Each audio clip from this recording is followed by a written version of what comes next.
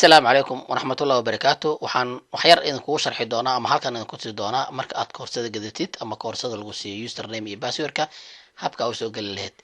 aniga markaan koorsada ku siinayo already waxaan ku siinayaa ayada oo halkan ay kaaga bilaabanayso laakiin adiga waxaa samayn kartaa directly si toos ayaa wax u soo booqan kartaa website-ka bulshaacademy.com kadibna inter markaa dhaadid qaybta login-ka ayaad kaliya ku dhigi kartaa haddii aan linkiga kuu soo diray aad ku dhifatidna isla meeshaan ayuu ku keeni doonaa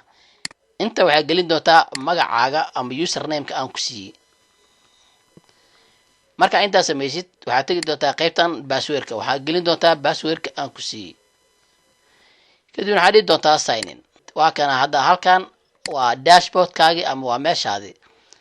waxaad samayn doontaa hadduu ilaa yidhaahdo qaybta hoose usoo jiidaysaa halkan waxaa ku qoran video editing course iyo casharada okay haddii intaa ka waysid maxaa dhacaya waxaad tegaysaa qaybtan ay ku qoran tahay enroll courses enroll course markaad dhahid isla sidaasoo kale hoos ayuu kaaga soo muuqan doonaa waa kana waxaad dhihi doontaa start learning okay markaa start learning dhahdid halkan bidixana waxaa kaaga soo muuqan doono casharadii intan waxaa kaaga soo muuqan doono videogii ama muuqaalka daawan lahayd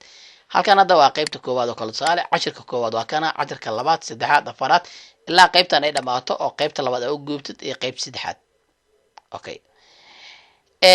hadda aniga waxaan sameynaynaa qaybtan waa joognaa soo maaha waxaan sameynaynaa waxaan leenahay cashirka labaad oo kale ayaan leenahay cashirka labaad marka saa ugu dhufatid wuxuu ku keeni doonaa qaybtan kadibna waxaad dhihi doontaa play assalaamu calaykum waraxmatullaahi wabarakaatu kulanti wacan okay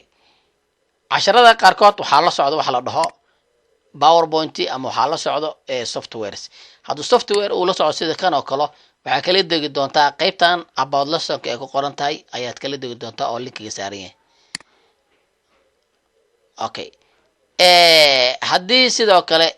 qaybta koowaad oo kale hadda bbt la socdo ta koowaad aan tagno introductionka okay ta koowaad oo kale hadda cashirkeeda waa kana hoosada usoo jiidid qaybtan waxaa ku arki doontaa chapter 1 introduction waana la soo degi doontaa oo kaliya ay dhihi doontaa marka kaliya dhaadid meesha aragtid ayuu ku tilmaami doonaa kadibna downloadka kala dooratid kadibna save adayid uu ku soo degi doonaa okay marka haddii aad u baahan tahay powerpoint halkan oo kale kala soo degi haddii videoga uu software uu watan waxaa kala soo degaysaa qaybta about lesson oo qaybta hoose ayadan ah